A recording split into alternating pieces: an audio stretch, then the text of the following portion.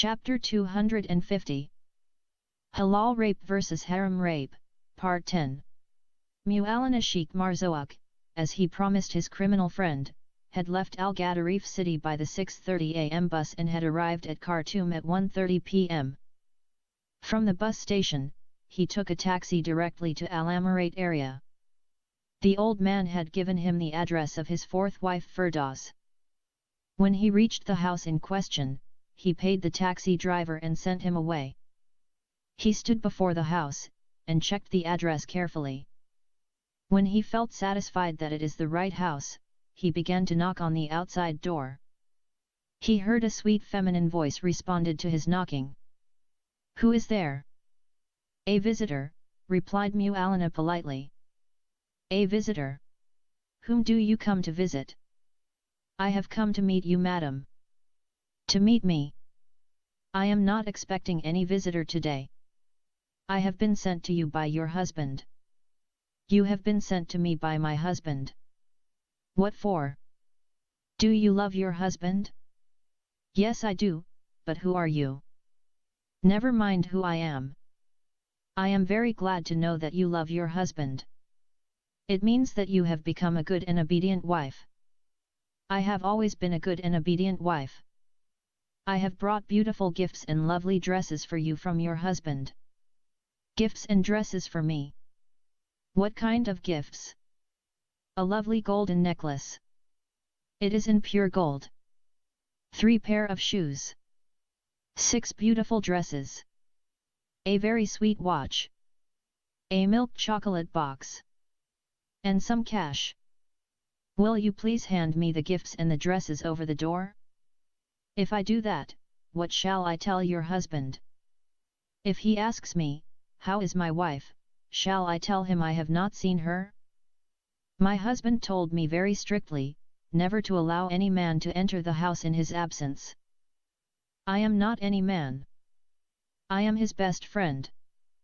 He trusts me, and that is why he has sent me with gifts, dresses, and the money for you."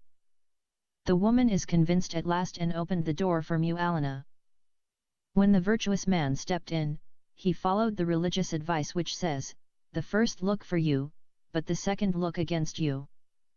So, in less than a fraction of a second he looked at the beautiful face of the woman and concluded that she is Firdaus. With his head cast downward, he greeted her very politely.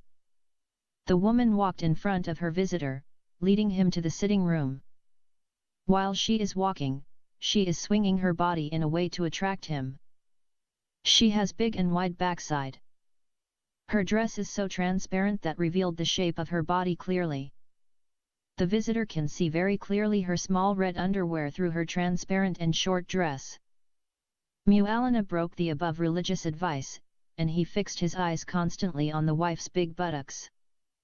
In his heart, he coveted the old man for having such a young and beautiful wife.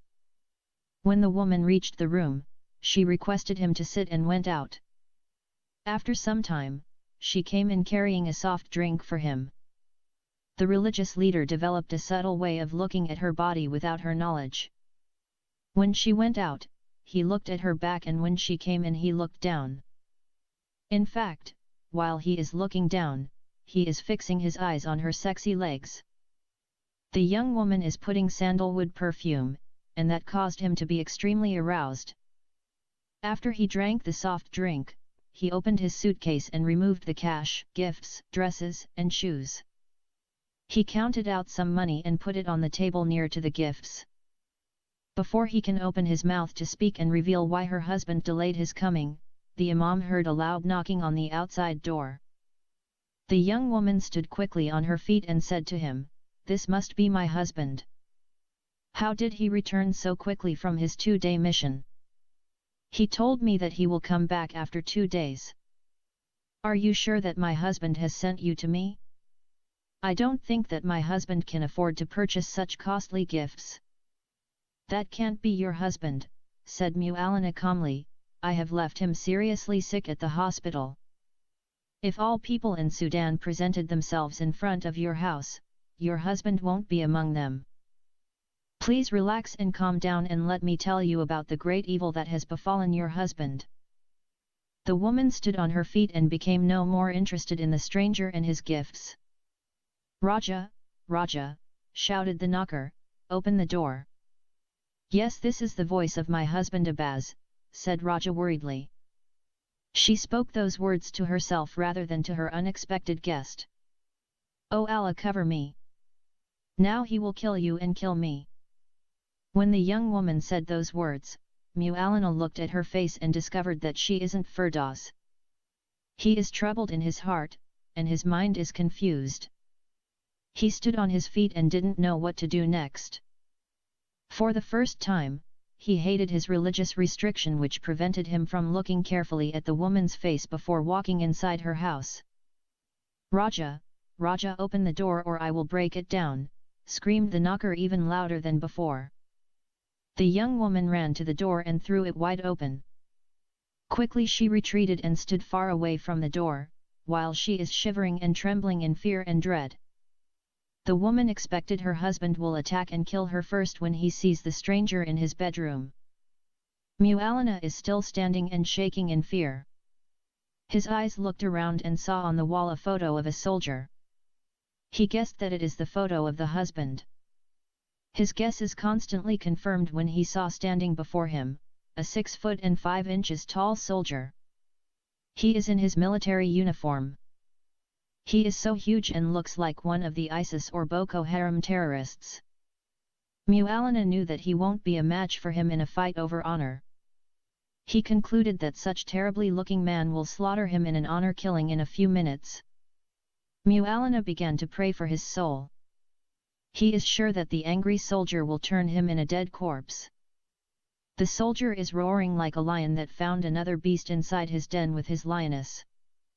"At last I have found you," shouted the soldier angrily, "you are the one who comes behind my back and sleep with my wife. The neighbors told me about you, but I refused to believe them. But when some of them had challenged me, I decided to spy on my wife. Today I caught you with her. Today, I will remove the skin from your body. I seek refuge in Allah. I am a righteous Mu'alana and great Imam of a mosque. It is far from me to think or do such an evil." When Mu'alana sought to justify his situation, the outraged soldier spotted the gifts and the money on the table. "You have bought the body of my wife with these things. You turned her heart away from me and made her to hate me. Today I swear by Allah I will destroy your life, as you destroyed my marriage." The soldier suddenly took his belt from his waist. The belt is equipped with 2 heavy metal pieces that joined it together. With the metal on both ends, the soldier began to hammer the wicked religious leader. On his head, face, chest, back, stomach, arms, hands, legs, and mouth, the strikes fell on him like bullets. With every strike, the flesh of Mu'alana began to open up, and blood gushed out. The painful beating went on for long 10 minutes. When the soldier's hands became tired, he threw away the belt and started to use his feet. By this time, Mu'alana fell down and all his white dress is soaked with red blood. Being a soldier, Abbas is wearing heavy boots. The boots had sharp pointed nails as if they are soccer's shoes. With those heavy boots, the soldier began to trample Mu'alana's face. The angry Abbas continued to kick and stamp his boots on the fallen religious leader. He smashed his nose, teeth, cheeks, lips, ears, eyes, and forehead. Mu'alana's face became like the face of a person that had just been covered in burning acid. His face is completely marred and disfigured. When the wife saw the stranger is swimming in a pool of blood, she began to scream loudly. The neighbors, upon hearing the screaming and beatings, assumed that the soldier is killing his wife. They came running inside the house. The wife pointed them to the room where the honor killing is on progress. They rushed inside the room and found the soldier is killing a stranger. With great difficulty they managed to hold the outrageous husband. Though his hands and legs are brought under control, his mouth continued to hail the stranger with many curses and death threats. Some of the neighbors dragged the soldier outside the room. The others are scared to touch the dying body of the stranger. They looked at his bleeding body with terrified eyes.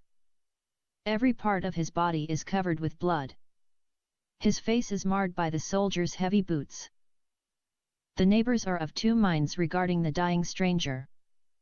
Some suggested that they should just let him bleed to death as punishment for his wicked deed with the unfaithful wife. Others said, they should inform the police. The last suggestion is accepted, and the cops are called in. When the police officers came, they immediately rushed the dying stranger to the hospital. The police then questioned the angry assailant about the reason that led him to such madness which caused him to brutally attack the dying man. The soldier proudly informed the cops that he has killed the wicked man because he caught him and his wife red-handed committing adultery in his own house and in his own bed. Although, the Khartoum police officers knew that honor killing is not a crime punishable by the law in Sudan, still they arrested the soldier and his wife and took them into police custody for further interrogation. From the fourth day of his absence, the four families of Mu'alana became worried about him. Before he left home, Mu'alana had informed one of his four wives that he is going to Khartoum for an urgent mission. He didn't reveal to her the nature of his urgent mission. It is the second time for him to disappear like this without telling the reason of his absence. The four wives are worried about the sudden change in their common husband's behavior. Mr. Osman Al-Taib too is puzzled by the delay of his messenger. For the religious leader had promised to come back as soon as possible.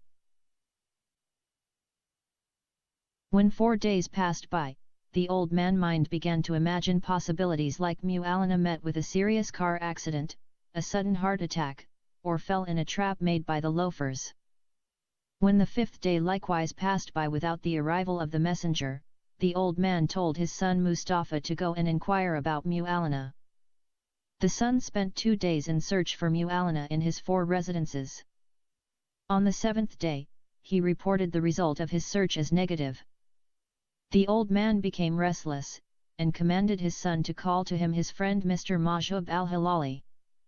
The politician is fetched from his house that same evening by Mustafa. On the way, he is briefly informed about the mysterious disappearance of the virtuous Mu'alana Sheikh Marzouk. "I am deeply sorry, sir," said the politician, when he saw the miserable condition of the old man while lying in the hospital bed. "Never mind that now," responded the old man. The politician suddenly saw the chain on the old man's leg. "What is this, sir? What is on your leg?" "A chain." "A prisoner's chain? An innocent and sick man in chains? Sir, I will report this inhumane treatment to the Human Rights, the Women Rights, Human Rights Watch, the United Nations Organization, the Amnesty International, the International Criminal Court, and even to the animals' rights. That is an obvious violation to the human rights. If I can obtain for you a refugee status or political asylum and resettlement in a Western country, I will gladly do so. This is gross injustice being done to such an innocent lamb as you, sir. You need. Will you please close your mouth and listen to me?" interrupted the old man. "I have a more serious problem than this nonsense you are talking about. All these are useless organizations which grab people's money and do nothing good to them. They harm people more than they benefit them.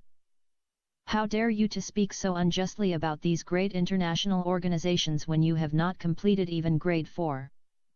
Will you shut up and listen to me?" shouted the old man. "What do you want me to do for you, sir? Our mutual friend, the virtuous Mu'alana Sheikh Marzouk, has gone missing for 7 days. Missing? How can a man of his age and religious commitment got lost? I think, sir, you mean to say he is kidnapped or else ran away from the cops when they came to arrest at his house. Whether he has been kidnapped, fled, stolen, lost, or whatever you will like to call it, that doesn't change or solve the problem. Have you reported the matter to the police authority? In our situation, it is not advisable to go to the police." "Not to go to the police? A man of Mu'alana's age is missing for 1 week and you want us to wait? To wait for what? For him to come out of the grave? Will you please shut your mouth and listen to what I am going to tell you? I know you are not used to listening, but only to talk, and others must listen to you. Today we will change the order. I will talk and you must listen to me. Mu'alana has not been kidnapped, nor is he lost, nor has he run from his house or got chased or arrested by the police. I have sent him to Khartoum to find out about my fourth wife Firdaus. He promised me to come soon, but many days have passed since he left. So, I want you to go and find out what is the reason for his delay. I can't send anyone from my children, because I don't want them to know about my fourth wife. Me, not possible, sir. I have a lot of work to do. You mean a lot of talk to do? No politician in this country works. You may be right, but that is the way we work. The more we talk, the better we perform in our jobs. Listen, man, I don't care about the way you work for this country. As for me, I need action. Tomorrow morning, I want you to go to Khartoum and find out why Mu'alana is delayed. Okay, sir. I will postpone all my important works for your sake. Raja, the soldier's wife, had challenged her neighbors in the police custody and accused them of being liars and slanderers. She defended herself by telling the police inspector who arrested her along with her husband that her neighbors had coveted her beauty. She further told them that many of the young men in that area tried to approach her and want her to cheat on her husband by sleeping with them, but she rejected them all. Her husband trusted her before, but the neighbors poisoned his mind and made him to spy on her. She didn't cheat on him, it is a completely a false allegation. She said the stranger is unknown to her. It is a misunderstanding that brought him to her house. He might have come to meet the previous tenant of the apartment. Her statement is accepted by the police inspector, and hence she is released immediately. Her husband is detained under the charge of a murder attempt. Moreover, 8 men of that area are arrested under the charge of falsely accusing the faithful soldier's wife. Though she is released from the charge of marital unfaithfulness, Raja returned home very disappointed. She felt that she lost her husband. As a matter of fact, the neighbors aren't lying, for Raja truly has a secret lover. Whenever her husband went for 2 or 3 days mission out of town, she will call her boyfriend and share her bed with him. After the recent incident which led her to lose her husband and also her secret boyfriend, Raja became so lonely. She knew all her neighbors had become her enemies and will be waiting for a chance to trap her again. She understood it will be a very risky affair if she call her boyfriend to her house. If she is proved that she is having an affair with another man while she is a married woman, she will be stoned to death. So, she understood the best thing for her to do is to control her passions and break her secret relationship with the other man. She phoned him on the same day she came back home, and told him what had happened. Since the Raja's life became very lonely and boring. Every night she longed for a man to share with her the lonely and boring house. She is that type of a woman who loved to be amused and pampered. Before she got married to her cousin, the soldier Abbas, she had many lovers and admirers. Every man in her village wished to marry her because of her beauty. Many boys fought with each other because of her. Some failed in their exams and some immigrated to Gulf countries because of her. She is known among the young men as the girl with the beautiful eyes. When her father realized that she became the object of every young man's attention, he forced her to marry her cousin, the soldier. She didn't enjoy her marriage life with her cousin. He is hot-tempered and a very suspicious man. He didn't allow her to go out, or visit her neighbors. So, she is imprisoned within the 4 corners of her house. She met her boyfriend when he came to repair some furniture at her house. She found him to be more handsome and loving than her husband. Their affair is kept hidden from her husband for some time, until the neighbors betrayed her.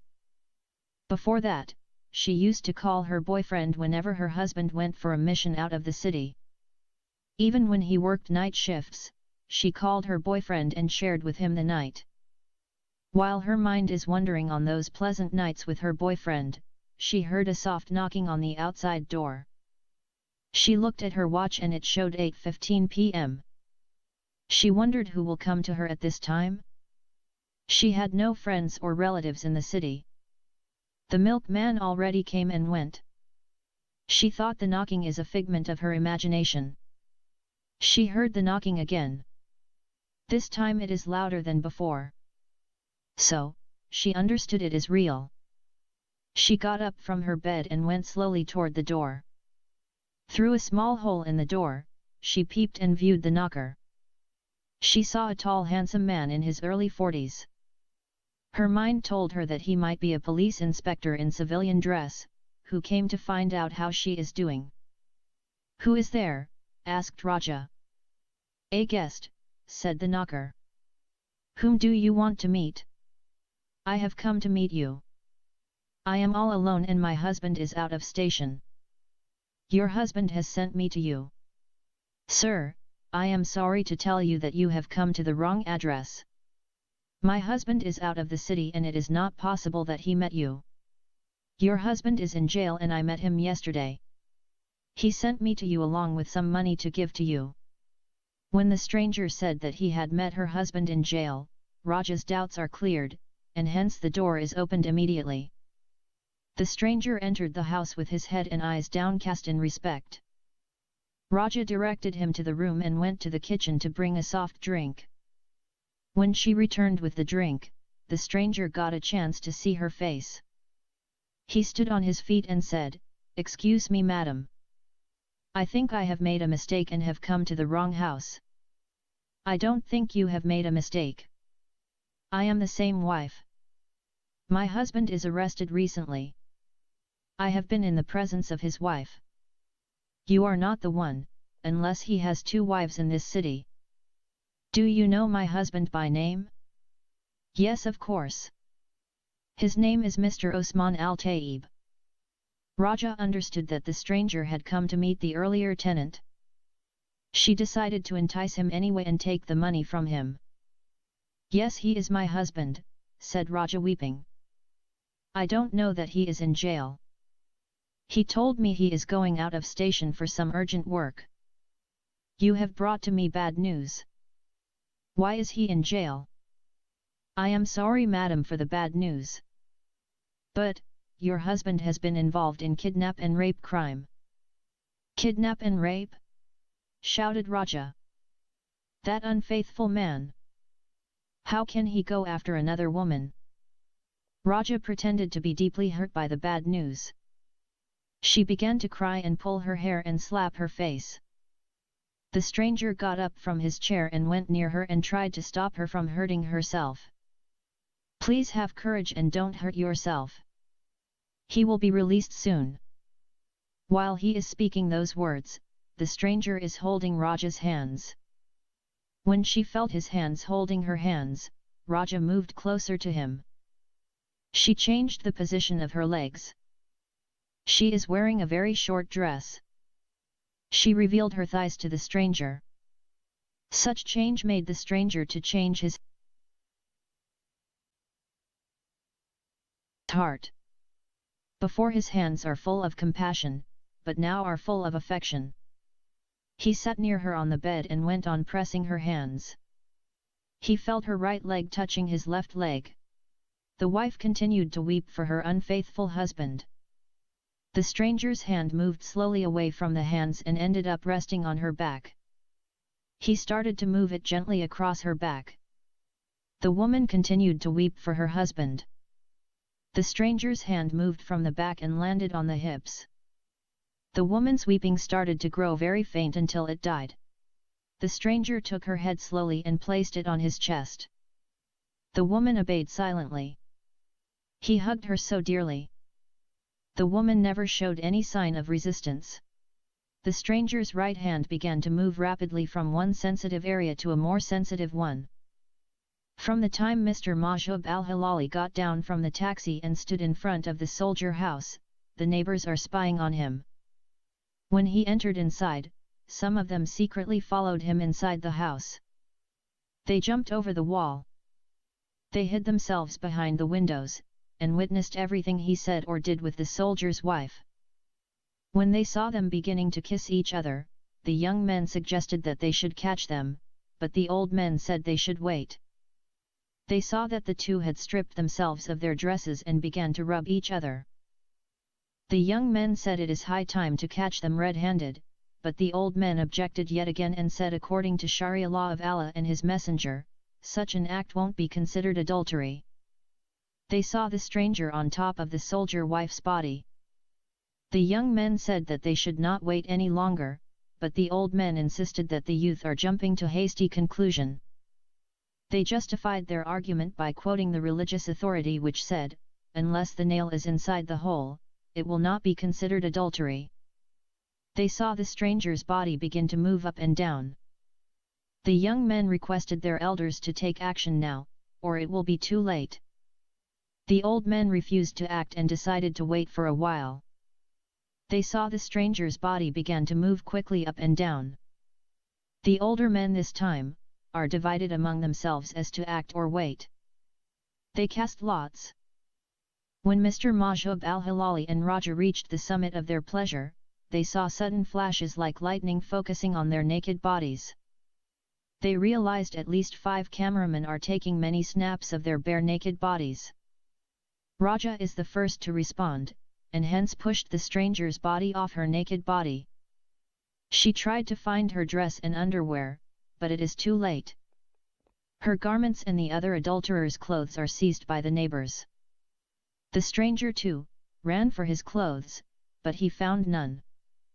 The neighbors caught hold of the stranger first and tied his hands and legs up. While they are doing that, he began to plead for mercy. Raja too fell on her knees and begged her neighbors not to expose her. But the neighbors didn't give a listening ear to their pleadings. They tied Raja also, and called the police authority. While waiting for the cops to come, the neighbors forced the 2 culprits to sit down on the floor while they are fully naked and tied up hands and legs. The police van came after an hour. The police inspector in charge ordered his men to carry the 2 accused to the van. The neighbors insisted that the adulterer and adulteress should be taken to the police station without their clothes. The police inspector refused to grant them such an immoral and inhumane request. He allowed Mr. Mohammed al-Halali and Raja to put on their clothes. When they are brought out, the street is crowded with people. Some of the onlookers began to hail the soldier's wife with many bad words. The prostitute, the daughter of a dog. The hooker, the illegitimate daughter. The bitch, the she-dog. How many dogs do you have? With those condemning words, the famous politician and the soldier's wife are escorted to the police station. When they reached the lockup, the 2 are separated. The soldier's wife is sent to the ladies' jail and the politician to the men's prison. When he is pushed inside the lockup, Mr. Mohammed al-Halali felt out of place among the drunkards, robbers, murderers, and madmen. Some are vomiting, some are blood-stained, and some had a nasty smell. The politician stood near the door and closed his nose. The madman came and shook hands with him. The robbers searched his pockets by force and removed everything he had in his pocket. One of the murderers slapped and kicked him without any specific reason. The famous politician remembered the outside world and began to weep bitterly.